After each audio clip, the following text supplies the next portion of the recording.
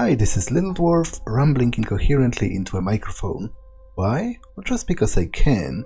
This time, instead of playing a game, I would like to tell you about a game, and specifically about the first point-and-click adventure game I have ever played in my life. The game is Sanitarium, a 1998 title by Dreamforge. Now, this video is split in two parts, and I will try to clearly delineate them, including the timestamps in the description.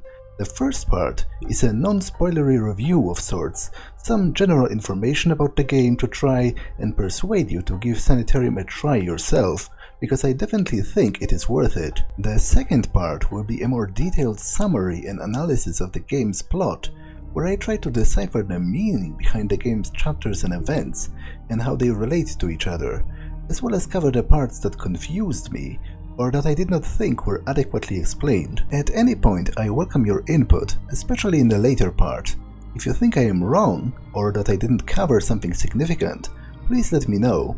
I am eager to engage in discussion in the comments. So, let's start the review section with the cover, because it's actually kind of linked to how I picked up this game in the first place. Remember that this was literally the first classic point-and-click adventure that I played in my life. The cover art for Sanitarium is simple. It depicts this bulging eye peering out from a bandaged head. The font uses a stylized T, resembling a Celtic cross a bit. It might be weird to hear, but the cover and the name Sanitarium has stayed in the back of my head for about 15 years before I finally tried it out. And all because I once read a review of it in my older brother's gaming magazine. It was written in this insane rambling style, posing as an incoherent babble of a lunatic. The name itself, obviously, instantly evokes an image of an insane asylum, and the cross T may suggest some kind of pagan or occult influence on the story. Even though I didn't have any experience with point-and-click games, I do love art touching on the subjects of madness, mental illness, insanity, and the difficulties of processing reality and discerning it from fiction. So when I saw this game on GOG sale once, I thought, hey, why not finally check it out? I've been thinking about it from time to time for a very long time after all. And man, am I glad I did try it. It was a great experience, unique and insane unlike any other I've had before. And yet, it totally made sense in the end as well. The pieces connected, and it was revealed that all of those seemingly random, insane things actually related to each other and to the greater picture. What is Sanitarium? I will not say much about the story, because I don't want to spoil it for you. I'll just drop a couple of short descriptions of the events in the first hour or so. Maybe they will intrigue you enough to give it a try. You've done it, you've found the answer. You rush to your car to get on the way. But something happens, you step on the gas too hard, or maybe you don't pay enough attention to the road and you crash. You end up in an insane asylum, and you are told that you're a patient there, injured during an escape attempt after stealing a doctor's car. Before long, a statue of an angel speaks to you, and you discover a village full of deformed children. This one has two mouths. This one has wooden pegs instead of actual legs. The other one's eyes have been pecked out by crows. And for all of their talk of their mother, there are no adults around. The game becomes crazier and crazier as it goes, and is even seemingly disjointed or downright nonsensical at first, but in the end, all those pieces fit together, relate to each other and to the greater story. Figuring out how exactly it makes sense was with the greatest pleasure of Sanitarium for me. The game constantly drops clues, tidbits of information and things like that, and it has been a lot of fun dealing with those and forming my own theories as I went on. It's not hard to make a piece of fiction that's shocking or weird. You just throw whatever at the screen and then run around shouting, "It's so deep, ask me what it means." It is hard to make it actually mean something in the end, and Sanitarium did that perfectly for me. I was seriously weirded out by the game at some points, and even kind of disgusted or creeped out by some of the concepts, but when it concluded, I felt an intense sense of satisfaction that it made sense, and that I myself have predicted some of the ways it would. Sanitarium isn't just some random crap thrown around like monkey's feces. It is a pretty simple story in the end when all is revealed, but it's told in a unique, interesting way. It deals with how a human mind deals with trauma, how different ideas, dreams, nightmares and thoughts mix together and form associations, analogies and metaphors. So overall, the story of Sanitarium, or maybe even strictly speaking the way the story is told and the unique environments you explore, are the strongest points of the game for me, and I would definitely recommend the game on that basis. That being said, there are a couple of concepts that seem not entrenched well enough in the overall story and seem a little contrived, maybe because the developers wanted a particular aesthetic but didn't think of a good way to integrate it. It's all rather minor though, and did not detract from the overall enjoyability of the game for me. The soundtrack is something worthy of praise as well. In fact, you can hear one of my favorite tracks in the background of this very video, and I often return to it. The game is pretty good in utilizing different tracks to underscore the different atmosphere of the various worlds and locations you visit, and was at its strongest, in my opinion, when it tried to go for a haunting, somber or nostalgic atmosphere. The voice acting, on the other hand, was a bit of a mixed bag for me. It was mostly okay, but nothing spectacular, and I found Max, the protagonist in particular, to be a little bit bland. He seemed weirdly subdued most of the time, given all of the crazy things that happened to him. But the voice work overall was never a deal breaker to me in terms of enjoying the game, even though I would also struggle to give it particular credit. In terms of graphics, Sanitarium is far from mind-blowing, obviously, when looking at it from a modern gamer's perspective. The isometric zoomed-out view, coupled with a low resolution, leads to a rather low level of detail. Still, some of the designs for the characters in particular are pretty memorable when seen on close-ups during conversations or during cutscenes. There's a whole section of the game that seems to deliberately evoke feelings of body horror, and it did that quite effectively for me, even with the relatively low graphical fidelity. Overall, I'd say that from an art direction perspective, the game definitely holds up, even if it may not in strictly technical terms. Straight out of the store, the game does not support widescreen resolution or anything like that. There are supposedly fan patches, but I have not tried them myself, so I cannot comment on if they work properly. Now, Sanitarium is a point-and-click adventure, so there's plenty of puzzles to go through, and I'm happy to announce that I thought they were pretty well done and mostly enjoyable, even if sometimes hard for a newcomer to the genre like me. They overall avoided the whole moon logic problem. When you had all of the tools, solving the problem may have not been easy at first, but almost always made sense in the end. I have never thought no one could have solved that in a million years after succeeding, even if I brute forced a couple of the puzzles due to not knowing the quote-unquote proper way to solve them. Sanitarium was one of the only games in years that actually forced me to get a piece of paper and make my own real-life notes. I generally count that as a plus, and my own stupidity definitely shouldn't count against the game. That's not to say it's all roses and no thorns, though. One of the biggest issues I had with the game was something that the fans of the genre seem to call pixel hunting. There was more than a couple of instances where to proceed, you had to interact with an item that was so minuscule, so seemingly insignificant and so devoid of any uniqueness that it was almost impossible to fish it out of the background. Often enough I vaguely knew what I wanted to do, but I was missing a crucial item or component.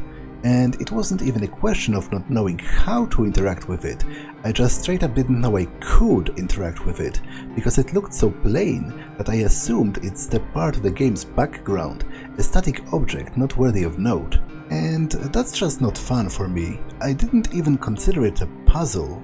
Finding which one of the 10 identical small stones you can pick up, and which ones are just decoration, isn't a test of intelligence. It's a test of eyesight, if anything, a doctor's appointment with the optician, and I didn't enjoy that. Also, be warned that the protagonist walks pretty slowly, and there is no way to run in this game. So when looking for that 1 out of 10 stones that's unique and chosen by the gods to be picked up, you will be moving rather slowly back and forth throughout the location. There is also a small quote-unquote combat component in the game, in which you battle enemies in real time, dodging and using your weapon to attack. It's crude with unresponsive controls and overall seems pointless in my opinion. the game would lose exactly nothing if all of those sequences would be cut out. Fortunately, there are only 3 or so such encounters in the whole game, so that was not that much of a problem. Generally, I wholeheartedly recommend Sanitarium to everyone, even if you don't really play point-and-click adventure games. I did not prior to playing this one, and I still enjoyed it greatly, and it made me more eager to check out more of them. Sanitarium is a wild ride full of imagination and soul, and definitely worth a try. I played the GOG version of the game, and it worked just fine on Windows 10 for me right after installing. I experienced no crashes or freezes or bugs. There's also a Steam version, but I didn't test that one. If you are interested in Sanitarium but do not feel like playing it yourself, maybe you could be persuaded to give a try to watching me, a total newcomer to the point-and-click games, playing it for the first time, struggling to figure out all that it meant and to progress through obstacles. You can find a link to my blind playthrough of Sanitarium in the description. This concludes the review part of the video, so let me warn you clearly, the next part contains heavy spoilers about every part of the game. Be warned if you want to play the game yourself, or are interested in watching a let's play and discover it piece by piece. In that case, it might be better to skip the rest of the video, or return later. Anyway, in this section I would like to talk about how various elements of Sanitarium's story link to each other, and how certain elements are foreshadowed beforehand. I was considering different approaches to this part. In the end, structuring the analysis directly after the structure of the game, that is, going through each chapter in the order you traverse them in the game itself, seems to make the most sense to me, as opposed to trying to fit them into some kind of a chronology. First, though, I feel like it might be helpful, or maybe even necessary, to make at least a rough outline of the aforementioned chronology, and make an important distinction. You see, as you play Sanitarium, it eventually becomes apparent that pretty much none of the events that you as the player take part in are actually real.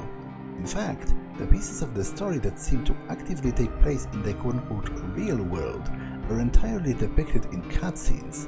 It is those cutscenes that make up the core of the game's quote-unquote actual story, and serve as a framing device for all of the other things that happen during the gameplay. It is because of this reason that I see trying to organize the actual gameplay chapters of the game into any chronological order as a bit pointless. Essentially, there is no clear chronology to them, because nothing that happens to them is actually happening. So, what can we glean from the cutscenes as far as the real-life story of Sanitarium's protagonist, Max Lafton? Well, Max grows up as a fan of comic books and superheroes in a seemingly loving family home. He had a sister, Sarah, who liked to go to the circus. It could be said that his entire life was defined by a single event in his childhood, the protracted illness and the death of his sister, who dies before Max's eyes as he is frantically trying to bring her her favorite doll before she passes.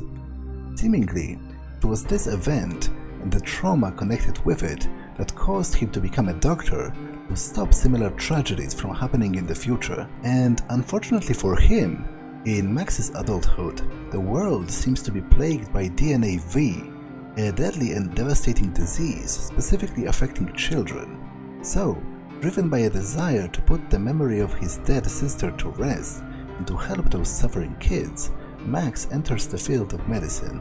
During his university days, he befriends Jacob Morgan, an older colleague who is doing his PhD at the time that Max is just a sophomore. Max also briefly meets Morgan's father, an overbearing, ambitious man, and one very adamant about his son Morgan proving his worth to the world. Not much is known about Max's initial research, but at one point he visits an Aztec ruin on a vacation with his wife, Jennifer. He seems to be interested in the Aztecs overall, and references them weathering and surviving the so-called Plague of Quetzalcoatl without any modern medicine, which he might view as a potential clue to battling the DNA V.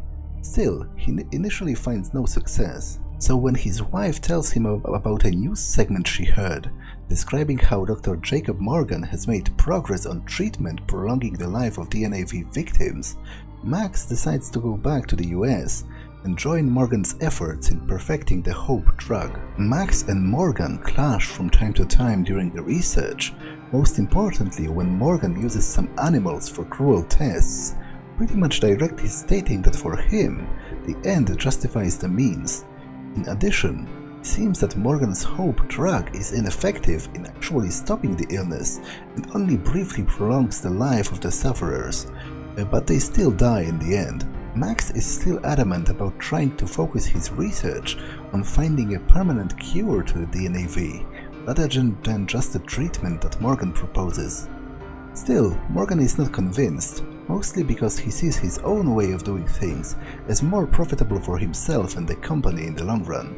When Max threatens to leave the company and go over with his research to the competition, Morgan seemingly reconsiders, for the time being at least. One night, when running computer simulations on the cure research, Max is struck by a sudden realization.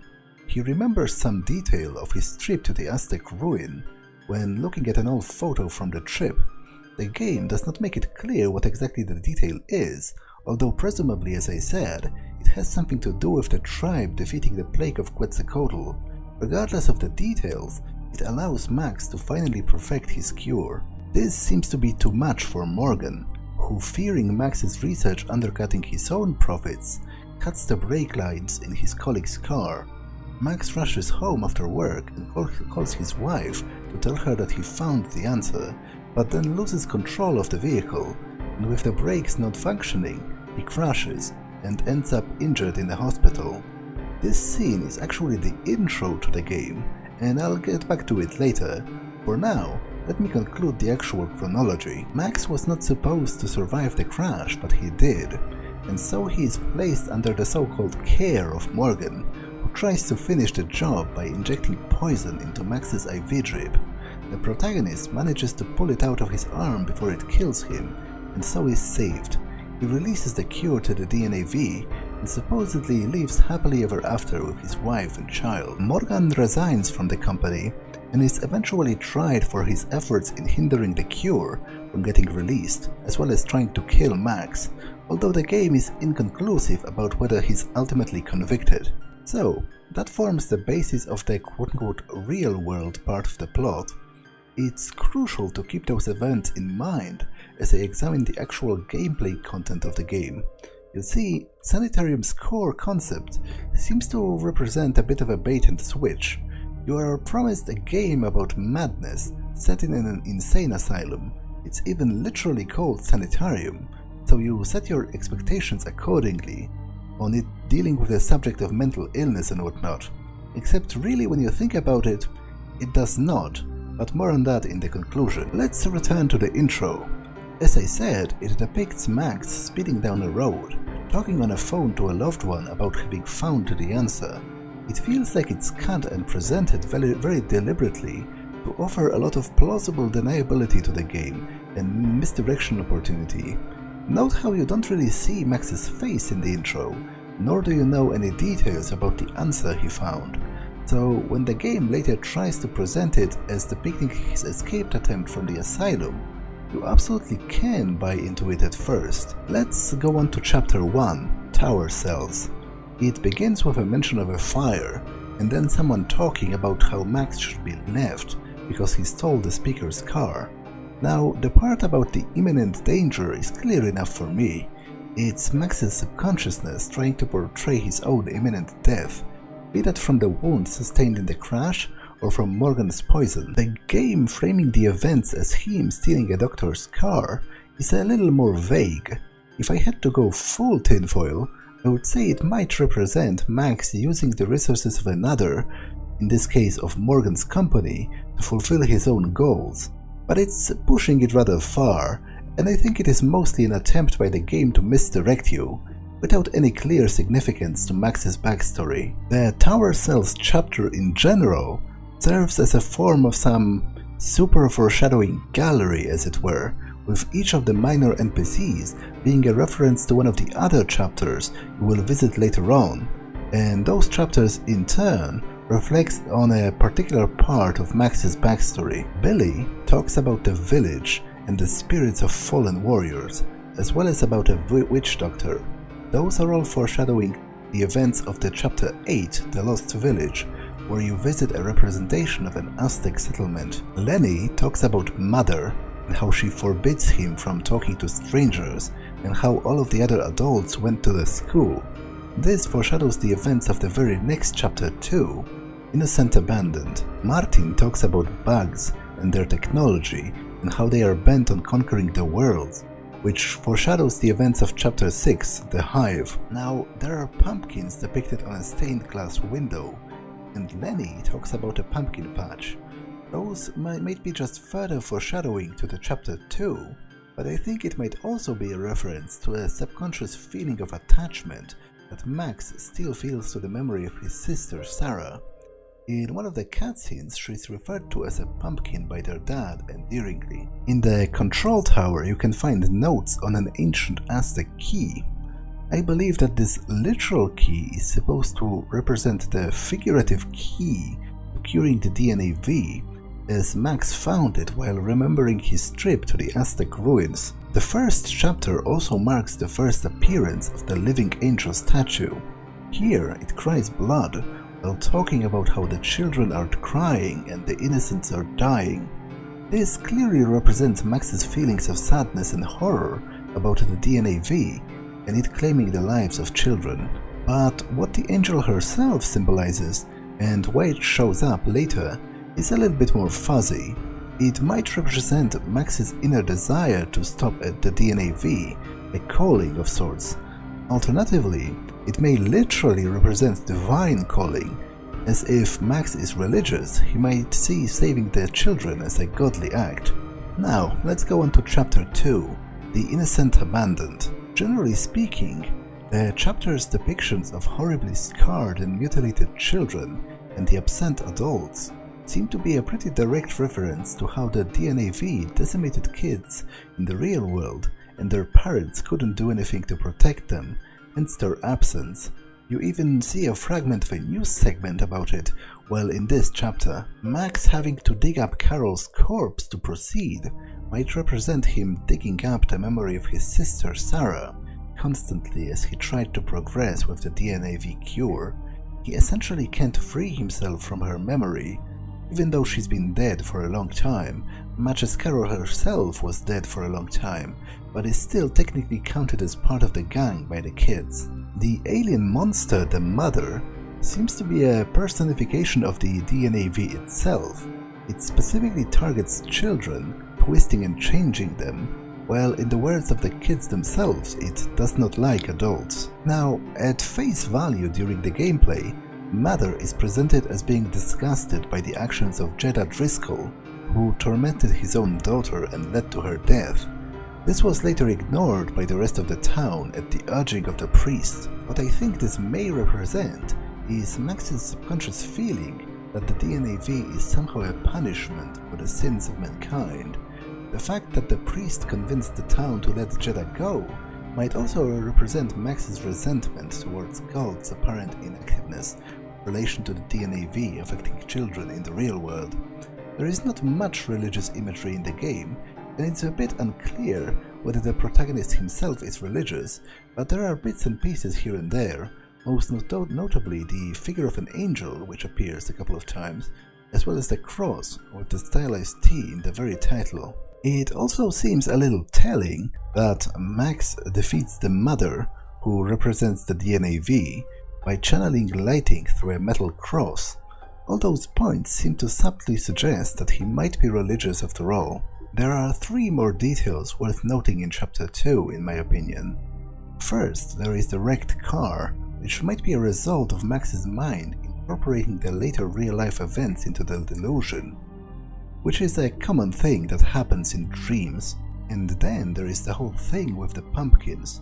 The pumpkin patch forms a significant part of the location and has to be traversed for Max to reach his destination. Once again, given that his sister Sarah was referred to endearingly as Pumpkin, it seems to represent her importance to Max, especially given how it was her death that started him on his path to become a doctor.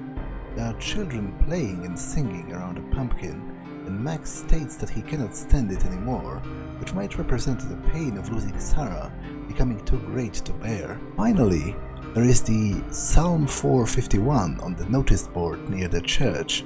Now, as far as I know, there is no passage in the Bible that would be identified as such, and I am a little confused as to the meaning of this sign.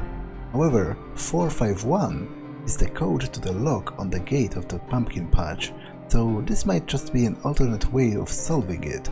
It's still pretty weird for it to refer to a non-existent passage, especially since there's another way of gaining the code. Eventually, Max enters a portal and crosses into Chapter 3, Courtyard and Chapel. This chapter, once again, seems to exist mostly to disorient the player, throw red herrings regarding Max's supposed insanity. The game once again tries really hard to sell you the idea that the protagonist is mentally ill, and that all of the other NPCs in the chapter exist to further that hypothesis. There is a guy who thinks he's Elvis, there is a guy who talks to a dead fish, and there is even a cannibal woman. In all of this, though, there seems to be little direct link to Max's actual backstory. One of the only things that seem worth covering here is the conversation with Dr. Morgan. He's outwardly polite, but when viewed in context, the conversation with him might actually be kind of threatening. He says that they thought they lost Max in the fire, and that everyone else died, and that Max was very lucky to survive. It seems to directly parallel how the real-life Morgan was surprised that Max survived the car crash. Upon staring into the water, Max expresses a wish to see his sister again, which is definitely a result of his deep feelings of loss with regards to her. Regardless, he is then seemingly transformed into her and travels to the Chapter 4, the Circus of Fools. This chapter, generally speaking, links with Sarah's love for the circus. She expressed a desire to go there with Max, but her illness stopped her from being able to. Max transforming into her might be seen as him trying to give her an opportunity to go anyway, even if she's already dead at this point in time. Of note in this chapter is a clown who prophesizes Sarah's soon demise. It is of course a reflection of the real-life part of the plot, where Sarah died very young, and the memory of her death haunted her brother Max well into adulthood. Another interesting detail is that the fire breather Jennifer is modeled after Max's wife, who bears the same name. It might represent her passionate personality or something. More interesting though is the fact that she talks about how she would want a daughter like Sarah, but she and her husband never had a chance to have a kid since he left for the other island and never came back. I think this is supposed to represent Max being emotionally distant to his wife due to his dedication to his work, and possibly also unresolved feelings of loss towards Sarah's death. It's also worth noting that in the epilogue it's revealed that Max and his wife did finally have a daughter. They indeed named her Sarah, presumably precisely in remembrance of Max's sister. In this location there is also another fortune teller who tells you that you possess a solution to an important problem, but the outside forces conspire against you, which is a clear reference to how Max has the cure to the DNA V, but Morgan is determined to stop him from releasing it. I must say that Iggy, the half-boy, half-squid in this chapter, is a bit unclear to me, since he is an antagonistic force towards Sarah, whom we play as in this chapter, and his deformity makes him similar to the deformed children of Jeanette from chapter 2. I guess he might represent the disease the real Sarah died of, much as the mother represented the DNA V. The next part of the chapter takes place in a ghostly rendition of Max's family home, and obviously links with the memories of his childhood, and of Sarah's death in particular. He once again feels the guilt of not being able to find her doll in time. Max is finally able to get forgiveness from a ghostly apparition of his sister, who calls him a hero for trying to save all of those kids. This represents him coming to terms with her death and forgiving himself for his perceived failings, as well as steeling his resolve towards finding a cure for the DNA V. This concludes the chapter and transports him to chapter 5, the laboratory. This chapter seems to exist to underscore Morgan's ruthlessness in chasing profit, as well as the negligible success of the HOPE drug treatment. It is here that you learn, listening to a radio broadcast, that the children successfully responding to the HOPE drug eventually died anyway. It's also important to notice a stern-looking fellow's portrait in one of the offices that Max recognizes but can't quite place in his memory. That's the portrait of Morgan's father, whose dedication to results and a rather cold disposition towards Morgan might be one of the main reasons behind Morgan's actions in the game. We see in a flashback as Max meets Morgan and his father, and the latter scolds his son for not paying enough attention to the final exams and for being content with just leaving the school as just another doctor.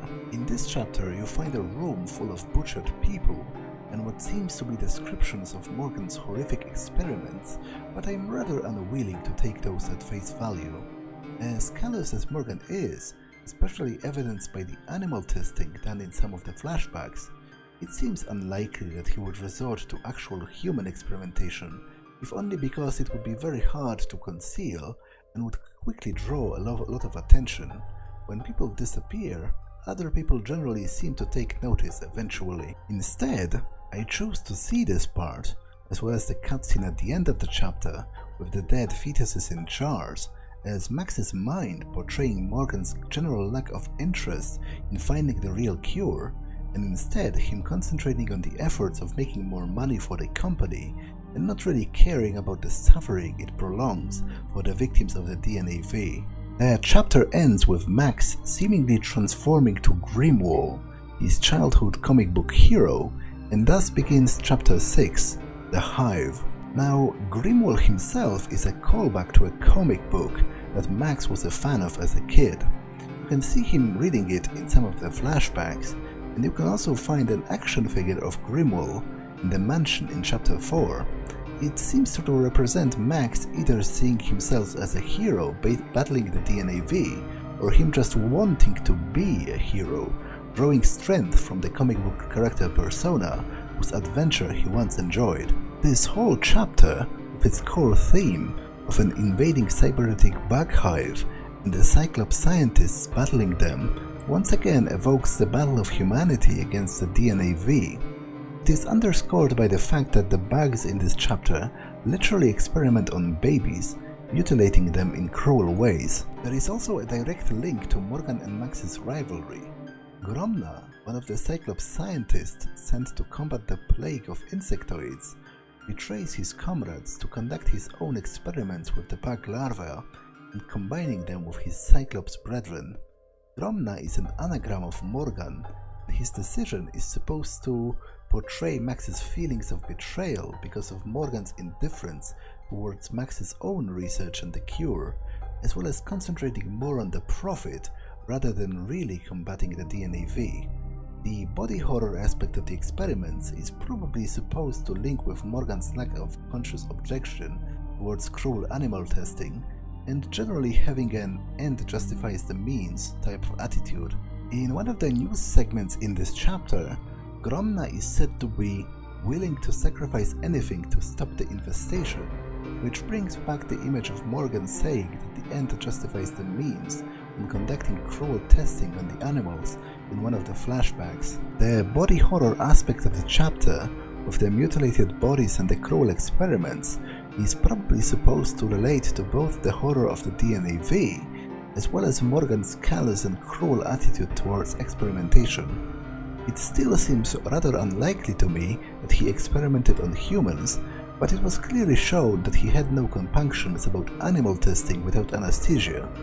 Judging by the prevalence of baby imagery in this chapter, as well as by the mutated hybrid babies that Gromna keeps prisoner, it might at the very least also suggest that he used the bodies of the kids that died from DNAV in his research. Still, it should probably be mentioned that this chapter seems to corroborate some of the quote-unquote evidence of Morgan's more nefarious human experimentation, seemingly depicted in the last chapter, The Laboratory.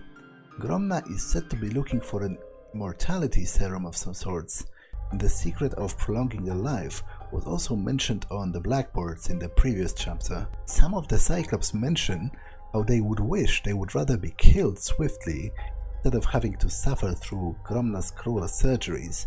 This is probably representing the situation of the victims of the DNAV. Without a real cure, everything Morgan's hope drug can give them is a more prolonged, drawn-out agony and death. The Hive is ultimately brought down by a mysterious machine, the origins of which are shrouded in legend. This might be a reference to the fact that ultimately Max discovers the cure to the DNAV almost by accident, by referring to a piece of ancient historical trivia, and the exact way of him coming to that answer is also not known. One of the most out there elements in this chapter that I can't really connect to anything is the fact that when Gromna is speaking to the bands, there is a photo of literal Nazis doing a Nazi salute in what is probably Reichstag. I am not even joking, I don't know what to make of it, apart from the fact that it probably means Max has a really low opinion of Morgan at this point.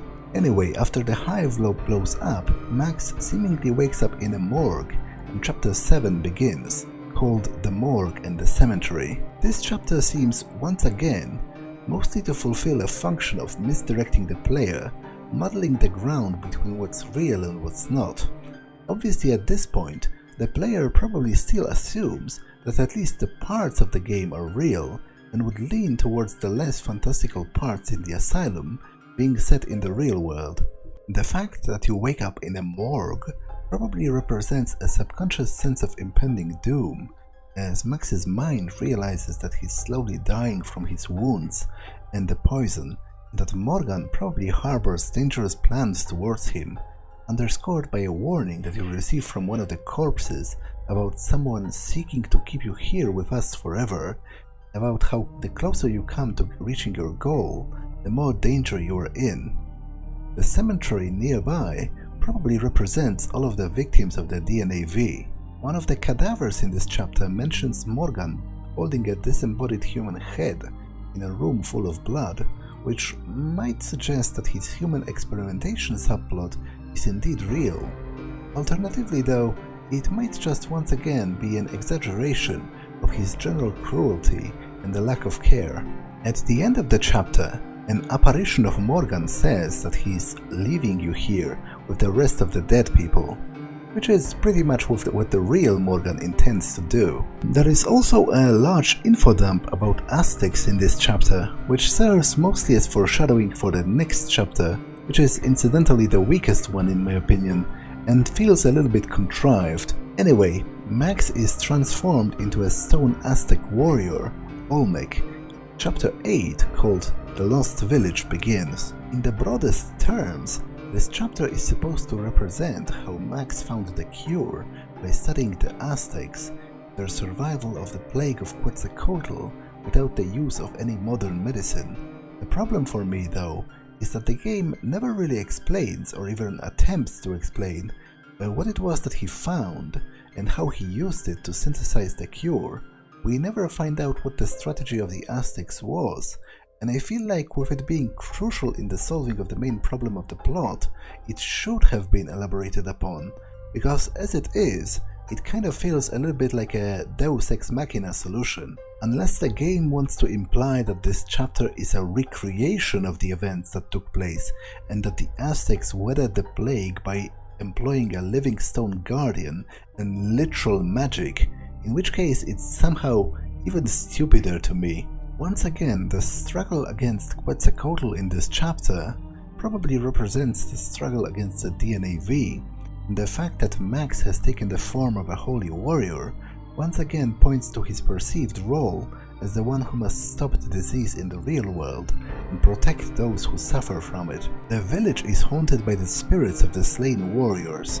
This may represent the victims of the DNAV, but the fact that they are ghosts and yet still remain in the realm despite that probably means that Max himself is still haunted by the ghosts of his dead sister, but also that he feels guilt about not being able to stop the DNA V sooner. Generally, I am at a bit of a loss when trying to sensibly connect the events of this chapter to the backstory of the protagonist, besides its generally revolving around Aztecs and how he found the cure. I would welcome theories and propositions about that in the comments. Regardless, once you defeat Quetzalcoatl, the chapter ends and transitions into chapter 9, the Gauntlet. It opens up with a rather explicit cutscene.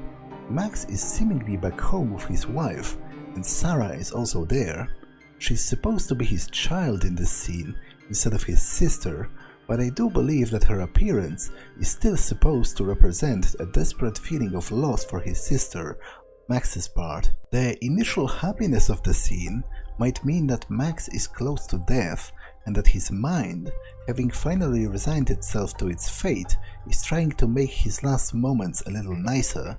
Eventually, he does remember that Sarah is supposed to be dead though, and thus realizes that he's deluding himself and makes one final push towards living. What's interesting is his wife changing into a monster. This might represent some marital problems, as it was mentioned in the CIRCUS chapter that he was kind of distant from her, but my money would be just on his mind being confused and angry as he lies dying. The cutscene also makes Morgan's plans obvious at last.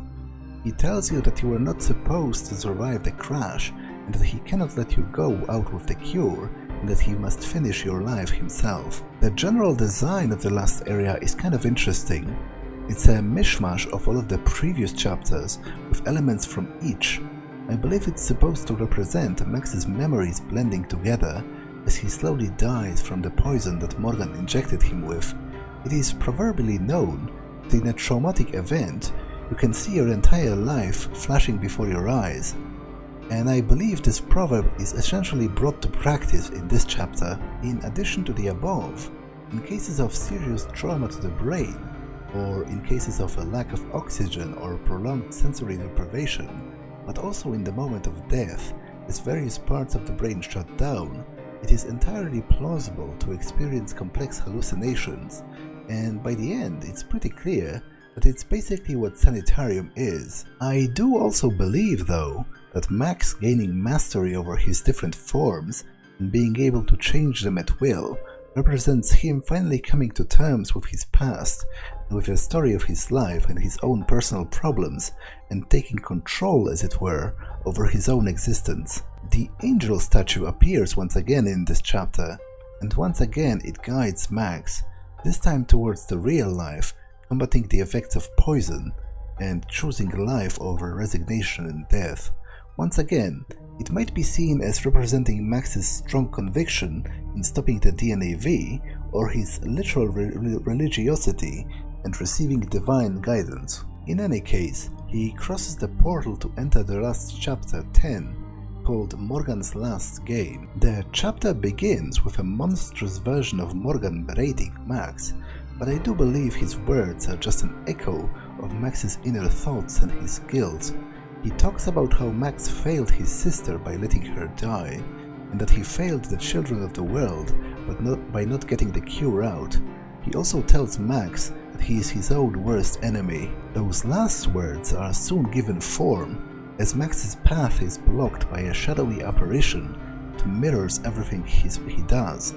This clearly is supposed to represent Max being held back by his own insecurities, by his guilt, and by the memories of the past. Finally, having defeated his shadowy self, and thus gotten past his guilt, Max returns to the world of the living and reunites with his wife. So concludes Sanitarium, a wild and seemingly incoherent journey that somehow makes almost perfect sense by the end.